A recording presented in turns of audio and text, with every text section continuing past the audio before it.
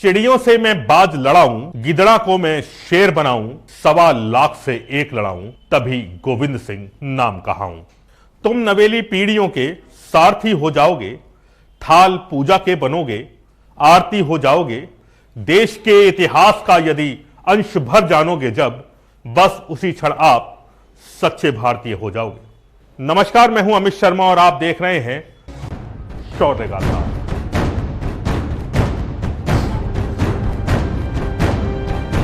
हमारा देश कुर्बानियों और शहादत के लिए जाना जाता है और यहां तक कि हमारे गुरुओं ने भी देश और कौम के लिए अपनी जानें न्योछावर की हैं। देश और कौम के लिए अपनी शहादत देने के लिए गुरुओं के लाल भी पीछे नहीं रहे। जी हां, गुरुओं के बच्चों ने भी देश और कौम की खातिर अपनी जान की बाजी लगा दी। दशमेश पिता गुरु गोविंद सिंह जी के छोटे साहिबजादों की शहीदी को कौन भुला सकता है, जिन्होंने धर्म और रक्षा के लिए अजीम और महान शहादतें दी हैं। जब दशमेश गुरु के परिवार ने सनातन को बचाने के लिए हुंकार भरी, तब मुगलिया जुल्म अपने चरम पर था। भगवान का सुमरन भी जब अपराध की श्रेणी में था, सत्य कटता झूठ जब संवाद की श्रेणी में था, पुण्य का प्रारब्ध जब रोता सिसकता था सुनो, और सात्विक आचरण बिन भाव बिकता था सुनो। जब अधर्मी धर्म की छाती लगे थे चीरने और सत्कर्मों की वह गर्दन लगे थे भींचने, भक्ति के भावों को गर कोई भी जिब्वा गाएगी, था मुगलिया हुक्म उसकी गर्दन उतारी जाएगी। कोई सत्संगत करेगा तो नकारा जाएगा, साधुओं का वेश धारेगा तो मारा जाएगा।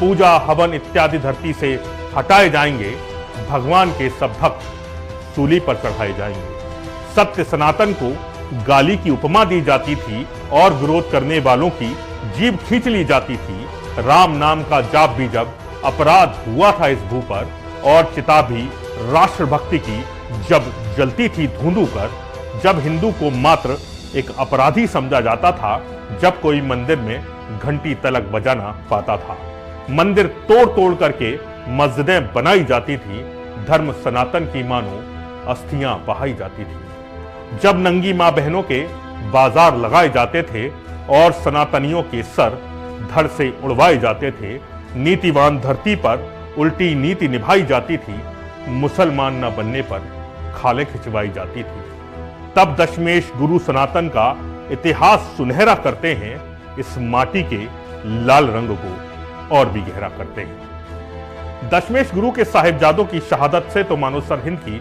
दीवारें भी कांप उठी थीं। वो भी नन्हे बच्चों के साथ हो रहे कहर को सुनकर रो पड़ी थी। गुरु गोविंद सिंह के चारों साहिबजादों की शहीदी को कोई भूले से भी नहीं भुला सकता है। आज जब भी कोई उस दर्दनाक घटना को याद करता है तो कांप उठता है। गुरु गोविंद सिंह के बड़े साहिबजादे बाबा अजीत सिंह और बाबा जुझार सिंह चमकौर की जंग मुगलों से लड़ते हुए शहीद हो गए थे। उन्होंने ये शहीदी 22 दिसंबर और 27 दिसंबर 1704 को पाई थी। इस दौरान बड़े साहिबजादों में बाबा अजीत सिंह की उम्र महज 17 साल थी, जबकि बाबा जुझार सिंह की उम्र महज 13 साल की थी। मगर जो उम्र बच्चों के खेलने कूदने की होती है, उस उम्र में छोटे साहिबजादों ने शहीदी को प्राप्त किया था। चमकौर का वो युद्ध इतिहास में विश्व के उन महानतम युद्धों में से एक है, जहां लाखों की सेना के सामने मात्र 40 सैनिकों ने शहादत की वह मिसाल पेश की, जो आज भी हमारे लिए शौर्य का पर्याय है। उस दिन चमकौर में घमासान बड़ा था, एक एक सिंह लाखों से लड़ा था। थके भूखे जख्मी थे पर कौम की शान थे। उस दिन कच्ची गढ़ी में सिर्फ 40 जवान थे। लाखों की फौज ने किले को घेरा था, लाखों के लश्कर ने जमाया डेरा था। सोच रहे थे कच्ची गढ़ी पर कैसे हम लड़े, 40 सिंह सूरमों का कैसे सामना करें। चाहे सिंह थे थोड़े, गिनती बहुत ही कम, पर एक एक रखता था लाखों से लड़ने का। गुरु गोविंद सिंह के शेर थे, गुरु नानक देव के लाल थे, मजलूमों के महरम थे और युद्ध में बाकमाल थे। भक्ति में पूरे और दयावान भी बड़े थे, थी खून में दिलेरी और महान भी बड़े थे।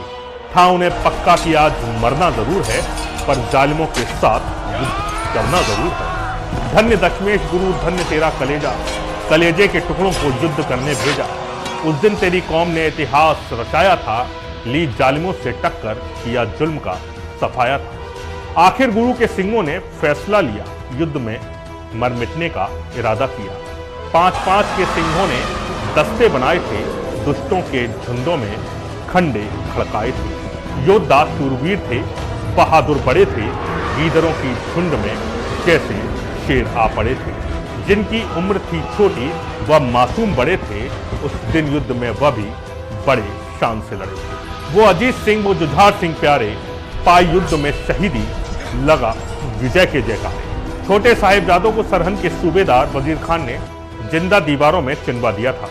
उस समय छोटे साहिबजादों में बाबा जोरावर सिंह की उम्र महज 8 साल की थी, जबकि बाबा फतेह सिंह की उम्र केवल 5 साल की थी। इस महान शहादत के बारे में हिंदी के कवि मैथिली शरण गुप्त ने लिखा है कि जिस कुल जाति देश के बच्चे दे सकते हैं जो बलिदान, उसका वर्तमान कुछ भी हो, भविष्य है महामहान। दीवार में चुनते समय बाबा जोरावर सिंह रोने लगे तो बाबा फतेह सिंह ने कहा कि भैया मौत को देखकर डर रहे हो। तब बाबा जोरावर सिंह ने कहा कि दशमेश गुरु के बेटे मौत से नहीं डरते। मैं तो यह सोचकर रो रहा हूं कि इस दुनिया में तू मेरे से बाद में आया है, पर शहीदी की राह में मेरे से पहले कुर्बान होने जा रहा है। जोरावर जोर से बोला, फतेह सिंह शोर से बोला, रखूं ईंटें भरो गारे, चुनो दीवारों हत्यारों, निकलती सांस बोलेगी यही दीवार बोलेगी, हमारे देश की जय हो, हमारे धर्म की जय हो। गुरुमत के अनुसार आध्यात्मिक आनंद पाने के लिए मनुष्य को अपना सर्वस्व मिटाना पड़ता है और उस परमपिता परमेश्वर की रजा में रहना पड़ता है। इस मार्ग पर गुरु का भगत, गुरु का प्यारा या सूरमा ही चल सकता है। इस मार्ग पर चलने के लिए श्री गुरु नानक देव जी ने शीश भेंट करने की शर्त रखी थी। एक सच्चा सिख गुरु को तन मन और धन सौंप देता है और वो भी किसी की तरह आने वाली मुसीबत से घबराता नहीं है। हम कर्जा खाए बैठे हैं गुरु गोविंद की कुर्बानी का, हम क्या एहसान चुकाएंगे इनकी आंखों के पानी का। इनकी गणना करते हैं हम आजादी के अधिकारों में, जिनके आगे 2-2 बेटे चिन गए थे दीवारों में। भारत पर मुगलों ने कई सौ बरस तक राज किया। उन्होंने इस्लाम धर्म को पूरे भारत में फैलाने के लिए हिंदुओं पर जुल्म भी किए। मुगल शासक और औरंगजेब ने तो जुल्म की इंतहा कर डाली और जुल्म की सारी हदें तोड़ डाली। हिंदुओं को पगड़ी पहनने और घोड़ी पर चढ़ने की रोक लगाई गई और एक खास तरह का टैक्स भी हिंदू जाति पर लगाया गया, जिसे जजिया टैक्स कहा जाता था। हिंदुओं में आपसी कलह के कारण जुल्मों का विरोध नहीं हो रहा था। इन्हीं जुल्मों के खिलाफ आवाज उठाई दशमेश गुरु गोविंद सिंह जी ने। उन्होंने निर्बल हो चुके हिंदुओं में नया उत्साह और जागृति पैदा करने का मन बना लिया। इसी उद्देश्य को पूरा करने के लिए गुरु गोविंद सिंह ने 1699 को बैसाखी वाले दिन आनंदपुर साहिब में खालसा पंथ की स्थापना की। कई स्थानों पर सिखों और हिंदुओं ने खालसा पंथ की स्थापना का विरोध किया। मुगल शासकों के साथ कट्टर हिंदुओं और उच्च जाति के लोगों ने भी खालसा पंथ की स्थापना का विरोध किया। कई स्थानों पर माहौल तनावपूर्ण हो गया। सरहिंद के सूबेदार वजीर खान और पहाड़ी राजे एकजुट हो गए और 1704 में गुरु गोविंद सिंह जी पर आक्रमण कर दिया। सिखों ने बड़ी दिलेरी के साथ इनका मुकाबला किया और 7 महीने तक आनंदपुर के किले पर कब्जा नहीं होने दिया। आखिर हार कर मुगल शासकों ने कुरान की कसम खाई और हिंदू राजाओं ने गाय माता की कसम खाकर गुरुजी से किला खाली कराने के लिए विनती की। 20 दिसंबर 1704 की रात को गुरु गोविंद जी ने किले को खाली कर दिया और गुरुजी सेना के साथ रोपड़ की ओर कूच कर गए। जब इस बात का पता मुगलों को लगा तो उन्होंने सारी कस्में तोड़ डाली और गुरुजी पर हमला बोल दिया। लड़ते लड़ते सिख सिरसा नदी पार कर गए और चमकौर की गढ़ी में गुरुजी और उनके 2 बड़े साहिबजादों ने मोर्चा संभाला। ये जंग अपने आप में खास है क्योंकि 80,000 मुगलों के सामने केवल 40 सिखों ने मुकाबला किया था। जब सिखों का गोला बारूद खत्म हो गया तो गुरु गोविंद सिंह जी ने 5-5 सिखों का जत्था बनाकर उन्हें मैदान जंग में भेजा। इस लड़ाई में गुरुजी से इजाजत लेकर बड़े साहिबजादे भी शामिल हो गए। लड़ते लड़ते वो सिरसा नदी को पार कर गए। बड़े साहिबजादे छोटी सी उम्र में मुगलों से मुकाबला करते हुए शहीद हो गए। अब सवाल ये उठता है कि छोटे साहिबजादों का आखिर क्या कसूर था कि सरहिंद के सूबेदार ने नन्हे बच्चों की उम्र का भी लिहाज नहीं रखा और उन्हें जिंदा सरहिंद की दीवारों में चिनवा दिया। मगर छोटे साहिबजादों ने इस जुल्म की परवाह नहीं की। दूसरी ओर सिरसा नदी पार करते वक्त गुरुजी की माता गुजरी और छोटे साहिबजादे बिछड़ गए। गुरुजी का रसोईया गंगू उन्हें अपने साथ ले गया। रात को उसने माताजी की सोने की मोहरों वाली गठरी चोरी कर ली। सुबह जब माताजी ने गठरी के बारे में पूछा तो वो न सिर्फ आग बबूला ही हुआ, बल्कि उसने गांव के चौधरी को गुरुजी के बच्चों के बारे में इत्तला दे दी। और इस तरह यह बात सरहिंद के नवाब तक पहुंच गई। सरहिंद के नवाब ने उन्हें ठंडे बुर्ज में कैद कर दिया। नवाब ने 2-3 दिन तक उन बच्चों को इस्लाम धर्म कबूल करने को कहा। जब वो नहीं माने तो उन्हें खूब डराया और धमकाया गया, मगर वो फिर भी नहीं डोले और वो अडिग रहे। उन्हें कई लालच भी दिए गए, लेकिन वो न तो डरे न ही किसी बात का लोभ और लालच उन्होंने किया। सुचानंद दीवान ने नवाब को ऐसा करने के लिए उकसाया और यहां तक कहा कि ये सांप के बच्चे हैं, इनका कत्ल कर देना ही उचित है।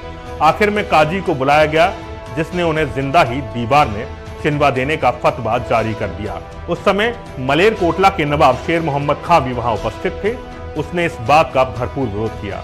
फतवे के अनुसार जब 27 दिसंबर 1704 में छोटे साहिबजादों को दीवार में चिना जाने लगा, जब दीवार गुरु के लाडलों के घुटनों तक पहुंची तो घुटनों को चाकू से काट दिया गया ताकि दीवार टेढ़ी न हो जाए। जुल्म की इंतहा तो तब हो गई जब दीवार साहिबजादों के सर तक पहुंची तो शासल बेग और वाशल बेग जल्लादों ने शीश काटकर साहिबजादों को शहीद कर दिया। छोटे साहिबजादों की शहीदी की खबर सुनकर उनकी दादी गुजरी जी भी स्वर्ग सिधार गईं। इतने से ही इन जालिमों का दिल नहीं भरा तो उन्होंने लाशों को खेतों में फेंक दिया। जब इस बात की खबर सरहिंद के हिंदू साहूकार टोडरमल जैन को लगी तो उन्होंने अंतिम संस्कार करने की बात कही। मुगलिया सल्तनत ने उनसे कहा कि जितनी जमीन संस्कार के लिए चाहिए उतनी जगह पर सोने की मोहरें बिछानी पड़ेंगी। कहते हैं कि टोडरमल जी ने उस जगह पर अपने घर के सब जेवर और सोने की मोहरें बिछाकर साहिबजादों और माता गुजरी का अंतिम संस्कार किया। सिख कौम बड़ी बलिदानी है। जब जब हम पर संकट आए, इस पगड़ी ने बलिदान दिया। गुरुओं ने मस्तक चढ़ा दिए, अपने प्राणों का दान दिया। कुछ को आरे से चिरवाया, कुछ थे रुई में जलवाए, कुछ सूली पर थे टांग दिए, कुछ दीवारों में चुनवाए। वो गरम तवे पर चढ़े मगर निस्सत्य पंथ से डिगे नहीं। पुरजा पुरजा कट गया मगर मुगलों के आगे झुके नहीं। जी हाँ, धर्म ईमान की खातिर दशमेश पिता के इन राजकुमारों ने शहीदी पाई, लेकिन वो सरहिंद के सूबेदार के आगे झुके नहीं, बल्कि उन्होंने खुशी खुशी शहीदी प्राप्त की। पंजाब के फतेहगढ़ साहिब में हर साल साहिबजादों की याद में 3 दिवसीय मेला लगता है। गुरुद्वारा श्री फतेहगढ़ साहिब में बना ठंडा बुर्ज का भी अहम महत्व है। यहीं पर माता गुजरी ने तकरीबन 8 वर्ष अपने दोनों छोटे साहिबजादों को धर्म और कौम की रक्षा का पाठ पढ़ाया था। इसी ठंडे बुर्ज में पूस माह की सद रातों में माता गुजरी ने बाबा जोरावर सिंह और बाबा फतेह सिंह को धर्म की रक्षा के लिए शीश न झुकाते हुए अपने धर्म पर कायम रहने की शिक्षा दी थी। गुरु गोविंद सिंह जी के चारों साहिबजादों की पढ़ाई और शस्त्र विद्या गुरु साहिब की निगरानी में हुई। उन्होंने घुड़सवारी, शस्त्र विद्या और तीरंदाजी में अपने राजकुमारों को माहिर बना दिया। दशम पातशाह के चारों राजकुमारों को साहिबजादे इसलिए कहा जाता है क्योंकि 2 साहिबजादे इकट्ठे शहीद हुए थे, इसलिए इनको बड़े साहिबजादे और छोटे साहिबजादे कहकर याद किया जाता है।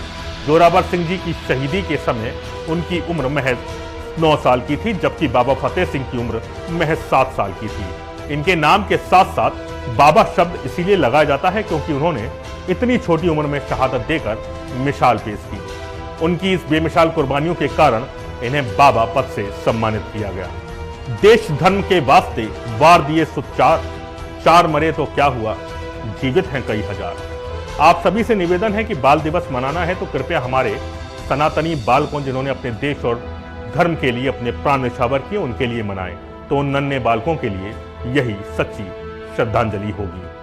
सूरा सो पहचानिए जो लड़े दीन के हेत, पुरजा पुरजा कट मरे कबहू न छोड़े खेत। जय हिंद, जय भारत।